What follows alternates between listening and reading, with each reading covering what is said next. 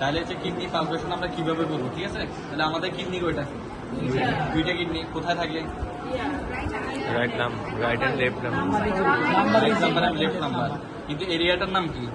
অথবা right flank, left flank. হ্যাঁ, এই জায়গাটাকে আমরা কি বলি? ফ্ল্যাঙ্ক বলি। পেটনিক লেগস।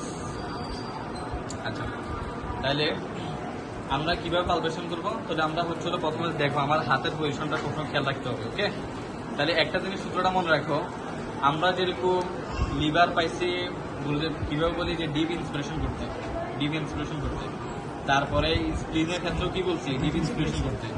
তাহলে সবগুলোই কি করে? তাহলে লিভারটা ইন্সপিরেশন করলে কি হয়? লিভারটা নিচের দিকে নামে। স্প্লিনটা ইন্সপিরেশন করলে স্প্লিনটা এদিকে নামে, নট এদিকে। কোন দিকে নামে? এদিকে নামে, টুয়ার্ডস দ্য রাইট এলিয়াক ফসা, ঠিক আছে? আর কিডনিটা কোন দিকে মুভ করে? ভার্টিক্যালি। হ্যাঁ, তাহলে এভাবে ওঠানামা করে। তাহলে শ্বাস প্রশ্বাসের সাথে কোথায়? এভাবে ওঠানামা করে। তাহলে হচ্ছিল এই জন্য পেশেন্টকে আমাদের এখানেও বলতে হবে কি, আপনি ডিপ ইন্সপিরেশন মানে আপনি শ্বাস নেন, শ্বাস ছাড়েন, শ্বাস নেন, শ্বাস ছাড়েন। তাহলে আমি যদি রাইট কিডনি দেখতে চাই তাহলে কিভাবে দেখবো? আমার বাম হাত থাকবে হলো পেশেন্টের লেফট ফ্ল্যাঙ্কের, রাইট ফ্ল্যাঙ্কের নিচে। ওকে, সমস্যা আপনি নর্মালি থাকে না, রাইট ফ্ল্যাঙ্কের নিচে। আর আমি পালপেট করবো হচ্ছে কি রাইট হ্যান্ড দিয়ে তাহলে নিচ থেকে উপরের দিকে চাপ দিতে হবে, উপরের হাত দিয়ে নিচ থেকে চাপ দিতে হবে, এই যেভাবে। তাহলে দুইটাই চাপ দিতে হবে, gently and firmly, gently and firmly. বাবা শ্বাস নেন তো, শ্বাস নেন, বুক ফুলে শ্বাস নেন, শ্বাস নেন।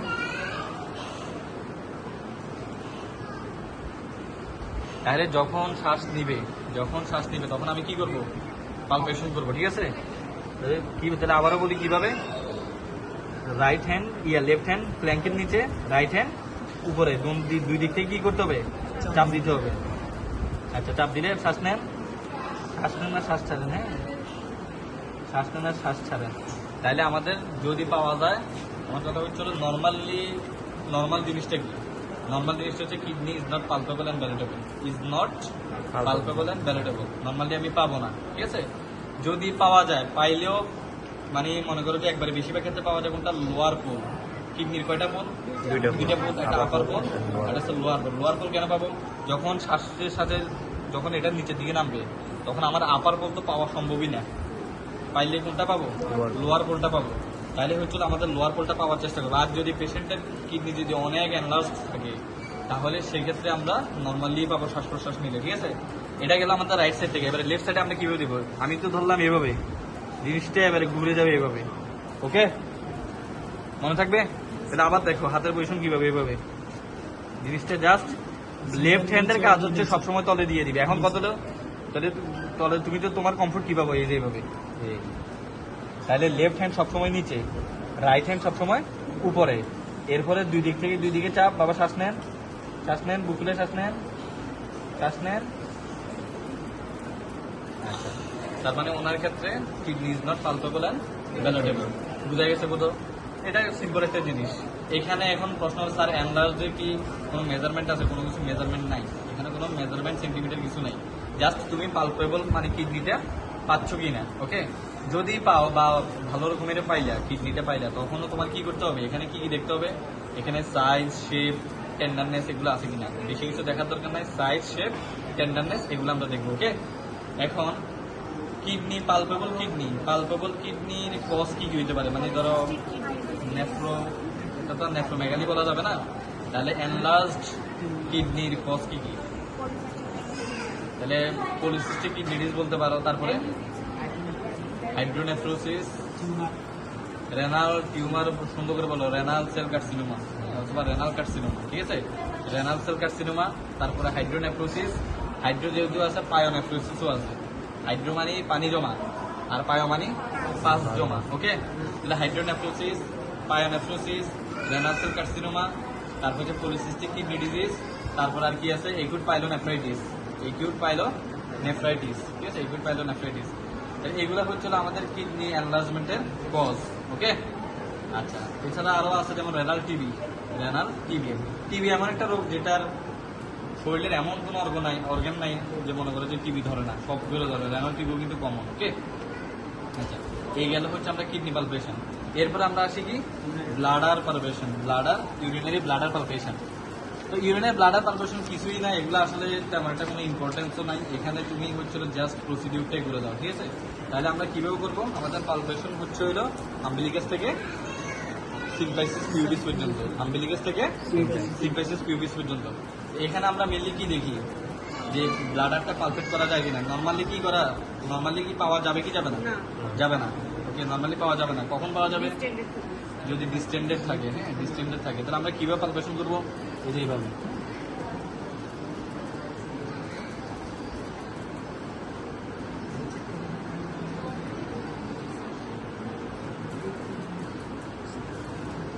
নিচ থেকে না উপর থেকে নিয়ে কনফিউশন নাকি?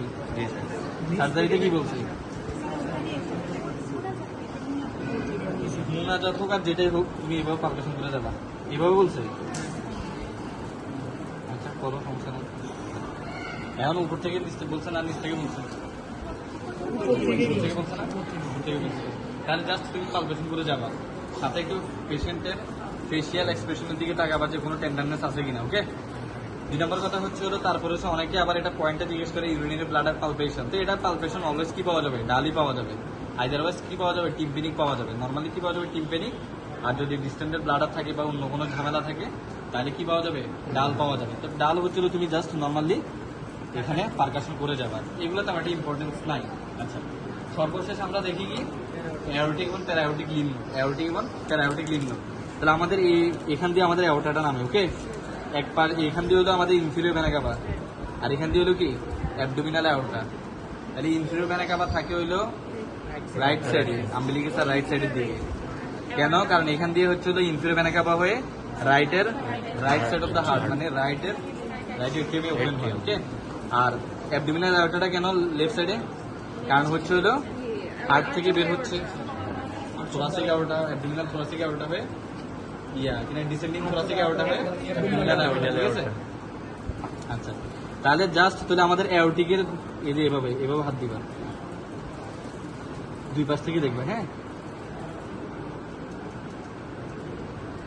যদি পাও দেখবে যে কোনো গুটি মানে ছোট ছোট গোটার মতো আছে কিনা, মানে কোনো ম্যাচ পাওয়া যায় কিনা, লিম্ফ নোড আছে কিনা। না, এটা আলাদা পয়েন্ট। তোমার তো সুপারফিশিয়াল পালপেশন এইভাবে করতেছি আমরা, কিন্তু এইভাবে তো আমরা আর করতেছি না। ওকে, তাহলে এটা হচ্ছিল সবশেষে আমরা কি দেখলাম? লেফট সাইডে, হ্যাঁ, অ্যাওর্টিক এন্ড প্যারাওটিক। তারপরে অনেকে বলে যে লেফট সাইডেও দেখতে, রাইট সাইডেও দেখতে। কেন? অ্যাওর্টিক প্লাস হচ্ছে প্যারাওটিক মানে কি? অ্যাওর্টিকের দুই পাশে। ওকে, অ্যাওর্টিকের দুই পাশে দেখবে যে কোনো লিম্ফ নোড আছে কিনা, লিম্ফ নোড পালপেবল পাওয়া যায় কিনা।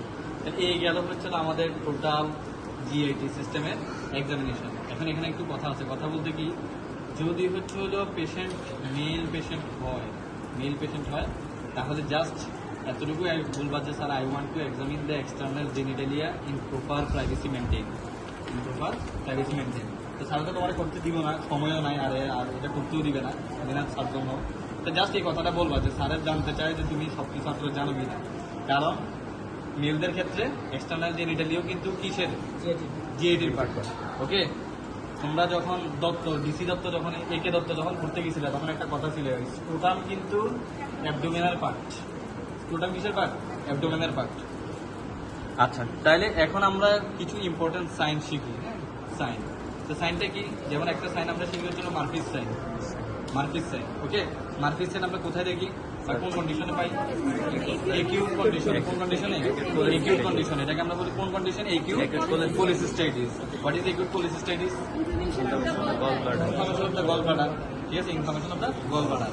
এখন পেশেন্টের ব্যথাটা কি একিউট নাকি ক্রনিক, এটা আমরা ডিফারেন্সিয়েট করবো হচ্ছে কি দিয়ে? মার্ফিস সাইন দিয়ে। তো মার্ফিস সাইন আমরা কোথায় দেখবো? টিপ অফ দ্য 9 কোস্টাল কার্টিলেজ। আরো সুন্দর করে যদি আমরা বলি টিপ অফ দ্য 9 কোস্টাল কার্টিলেজ, এখন আমি বুঝতেছি না কোনটাকে আমি টিপ বলবো, তাহলে আমাদের সূত্রটা কি? সূত্রটা হচ্ছে যে আমার প্রথমে মিড ক্লেভিকুলার লাইনটা বের করতে হবে। তাহলে আমি যদি এখানে তার ক্লেভিকলটা ধরি, ক্লেভিকলের মিড পয়েন্ট এখান থেকে আমি একটা ভার্টিক্যাল লাইনটা নিই।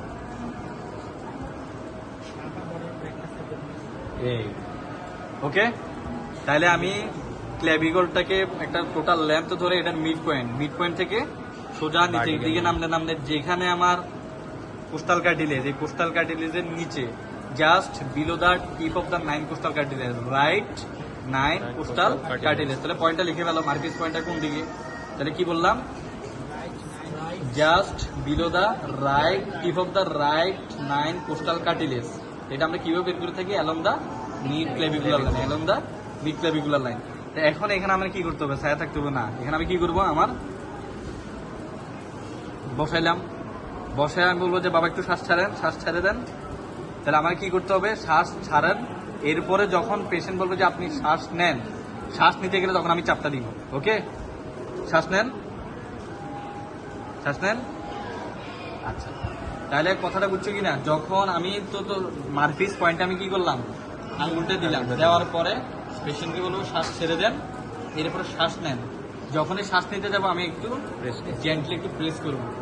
যখনই প্রেস করবো আর পেশেন্ট শ্বাস নিতে থাকবে, পেশেন্ট চিল্লাম দিয়ে উঠবে, অথবা পেশেন্ট ব্যথায় একটু আওয়াজ করে উঠবে এবং তার ব্রেথটাকে সে আটকাই দিবে। হঠাৎ করে ক্যাচ হোল্ড দ্য ব্রেথ। ওকে, সেই ইন্সপিরেশনটা বন্ধ করে দিবে। কেন বন্ধ করে দিবে? তার ব্যথা হচ্ছে, ঠিক আছে কিনা?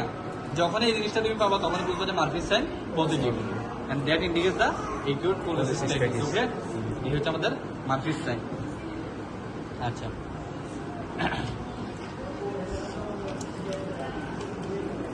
অ্যাপেন্ডিসাইটিস এগুলো সার্জারিতে পড়াইছে। আমাদের একিউট অ্যাপেন্ডিসাইটিসে আমরা কি কি পয়েন্ট দেখে রাখি? ম্যাকবার্নিস পয়েন্ট টেন্ডারনেস, ম্যাকবার্নিস পয়েন্ট বেয়ে থাকতো না, ম্যাকবার্নিস পয়েন্ট টেন্ডারনেস। তারপরে Cross sign. Remote tenderness, Obturator sign. তাহলে দেখাতে পারবে কিনা আমাকে কোনটা কি? কেউ একজন দেখো।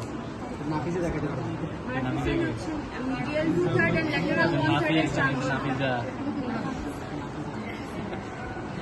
আচ্ছা, তাহলে ম্যাকবার্নিস পয়েন্ট আমরা কিভাবে বের করবো? Spine umbilical. রাইট নাকি লেফট? রাইট স্পাইন আম্বিলিক্যাল লাইনের। তাহলে মোটামুটি যদি আমি এটাকে 3 ভাগ ধরি, 1 ভাগ 2 ভাগ, ওকে ধরলাম। ধরার পরে কি করবো?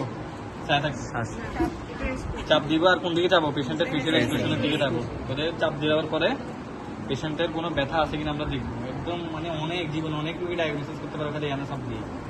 ম্যাজিক বনে যাবে, ম্যাজিক। তুমি তো মানে রুগীর কাছে আরে শালার কোনো কি কি ডাক্তার মানে কোনো টেস্ট ছাড়াই রোগ ধরে লাইলো। একটা রুগী আমি দেখছিলাম ওই যে একদিন কান্দির পারে মানে জুতে একটা বড় বাচ্চা আসছে, ধরো 12-13 বছরের বাচ্চা।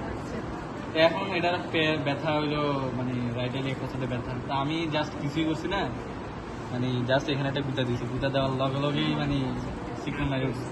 তাই বলছি যে এটার আপনি কাজ করেন, আপনার বাচ্চার অ্যাপেন্ডিসাইটিস হয়েছে। তারপরেও যদি আপনার কনফিউশন থাকে আপনারা একটা সর্বোচ্চ একটা আলট্রা করতে পারেন। ওকে, তো ওনারা আলট্রা করে আসছে, আলট্রা করে দেখবে ঠিকই এগুলো অ্যাপেন্ডিসাইটিস। মানে ওনারা এত খুশি। আর ওইখানে যে কনসালটেন্ট, এই কনসালটেন্টে দেখাইতো না। অবস্থাটা দেখো, ওই কনসালটেন্টে দেখাবো না, আমারা দেখাবে। ইভেন আমি তো পরে ছুটিতে গেছি, একটু বাড়িতে গেছিলাম। বাড়িতে যাওয়ার পর আমার কলের উপর স্যার আপনি কখন আসবেন স্যার, আমার বাচ্চাদের একটু রাউন্ড দিয়ে দেন। মানে আমার একটা অবস্থা, এগুলো খুব পেশেন্টের মনে দাগ কাটে এগুলো, ঠিক আছে? এই জন্য কিছু আছে এরকম ম্যাজিক শিখে রাখবো। হ্যাঁ, একদম টিপিক্যাল অনেক পাবা, কুমিল্লা মেডিকেল আমরা অনেক পাই এগুলো অ্যাপেন্ডিসাইটিস। ওকে, তাহলে এটা হচ্ছে আমাদের ম্যাকবার্নিস পয়েন্ট টেন্ডারনেস। তো তুমি ধরো এখন শিওর না, ঠিক আছে, যে তুমি ম্যাকবার্নিস পয়েন্ট টেন্ডারনেস দিছো, কিন্তু পেশেন্টের এক্সপ্রেশন দেখে মনে হইতেছে না যে পেশেন্টের মানে ফেসিয়াল এক্সপ্রেশন ওটা আছে বা টেন্ডারনেস আছে। তখন তুমি বাকিগুলোও করো না। আমিও বাচ্চার ক্ষেত্রে বাকিগুলোও করছিলাম, বাকিগুলোও কি পেয়েছিলাম? পজিটিভ পেয়েছিলাম। তো এরপর আমরা কি দেখি? রপসিং সাইন দেখি না, রিবাউন্ড টেন্ডারনেস দেখি। রিবাউন্ড টেন্ডারনেস কিভাবে করি?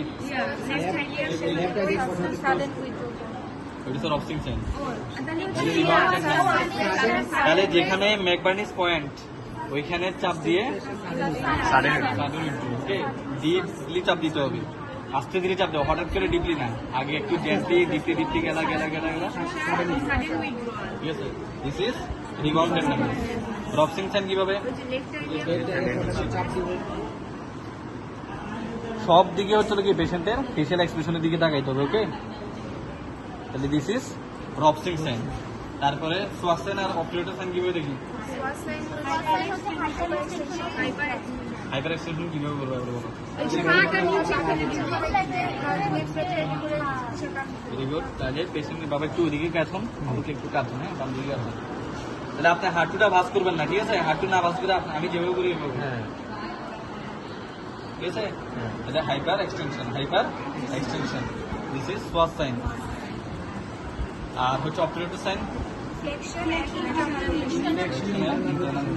সোজা এসো, আচ্ছা তাহলে পেশেন্টের ডায়াবেটিস অবশ্যই মেনটেন, তাহলে flexion, internal rotation. Okay, this is obturator sign. Obturator sign কোন মাসেলের উপর টক করি আমরা? অপারেটর ইন্টারনাল মাসেলকে। আর সোয়াস মেজর মাসেল। ওকে, তাহলে এই গেল হচ্ছে তোমাদের। আর তো এখান থেকে একটা সাইন নেই, শেষ, সব নেই। আচ্ছা, ব্ল্যাকি ডিসকালারেশন থাকবে, ওকে, বা ব্লুইশ ডিসকালারেশন, ব্লুইশ ডিসকালারেশন থাকবে। আর এরকম ব্ল্যাঙ্কের দিকে থাকবে কি ব্লুইশ ডিসকালারেশন। তো এটা হলো গ্রে টার্নার সাইন, আর এটা হচ্ছে কালেন সাইন। কালেনের মধ্যে ইউ আছে, ইউ মানে আমবেলিকাস। ওকে ওকে, রেনাল অ্যাঙ্গেল টেন্ডারনেস। বাবা একটু বসেন আপনি। এখন আমরা আসি renal angle tenderness. Renal angle tenderness আমরা আগে আমাদের রেনাল অ্যাঙ্গেলটা বের করতে হবে। রেনাল অ্যাঙ্গেল কোনটাকে আমরা রেনাল অ্যাঙ্গেল বলি? সোজা এমনি সোজা মানে ঠিক আছে, একটু হালকা ইয়া আছে, কাইটোসিস আছে, ঠিক আছে। এই যে তাইলে হচ্ছে হলো যেখানে তোমার 12 রিপ শেষ, 9 রিপ কি আবার 12 রিপ শেষ, এখানে রিপটা শেষ, আর এখানে হচ্ছে তোমার স্পাইন। এই যে একটা অ্যাঙ্গেল তৈরি হলো কিনা, দিস ইজ রেনাল অ্যাঙ্গেল। এই রেনাল অ্যাঙ্গেলে প্রথমে কি করবা? তাহলে রেনাল অ্যাঙ্গেলটা বাইর করবা এই যে এখান থেকে কোনো যাওয়া যেত না, আর এখান থেকে বাইর করার কি দরকার? তো 14 নম্বর রিপটা এখান থেকে তো হিসাব, এখান তো আমার দরকার নাই কত নাম্বার রিপ, শেষের রিপটাই তো তার রেনাল, ঠিক আছে কিনা? শেষের রিপটাই তার রেনাল। এই যে তুই এখানে পালপেট করতে যা যা যা এই যে এখানে শেষ, হ্যাঁ এখানে শেষ, এরপরে এখানে দেখ আছে কিনা। এখন যেখানে অ্যাঙ্গেল ওইখানে কি করতে হবে? ফার্মলি হচ্ছে মুষ্টিবদ্ধ করে ফার্মলি ওই অ্যাঙ্গেল বরাবর কি করতে হবে? আর পেশেন্টের ঘুষি দিলে ইয়া করে পরীক্ষার সময় কিভাবে বলে স্যারের মানে এবার টোকা দিতে বলে না, কি যেন একটা করতে বলে, যে দেবী যে তুমি তুষ্ট। তো এখন আমাদেরকে দেখাইছে একটা, এখন সৌরভ স্যার যেভাবে বলে এগুলো পয়েন্ট ক্লাসে আউট নাকি করে দেখাইছিল এভাবে, কিন্তু আবার পরীক্ষা দেওয়া করাতে নাকি ধমক দিছে। ইয়েতে বলছে ম্যাকলিউডসে দুইটা কথা বলছে, একটা হচ্ছে হলো এইভাবে, ওকে এইভাবে, তবে চাপ দেওয়াই লাগবে, আরেকটা হচ্ছে এইভাবে, এই দুইটা কথাই বলছে। তো এখন কথা হচ্ছে হলো ফেশিয়াল এক্সপ্রেশনের দিকে তাকাইতে হবে। যদি রেনাল অ্যাঙ্গেল টেন্ডেন্স পজিটিভ পাই, ফেশিয়াল এক্সপ্রেশন চেঞ্জ হলে রেনাল অ্যাঙ্গেল টেন্ডেন্স পজিটিভ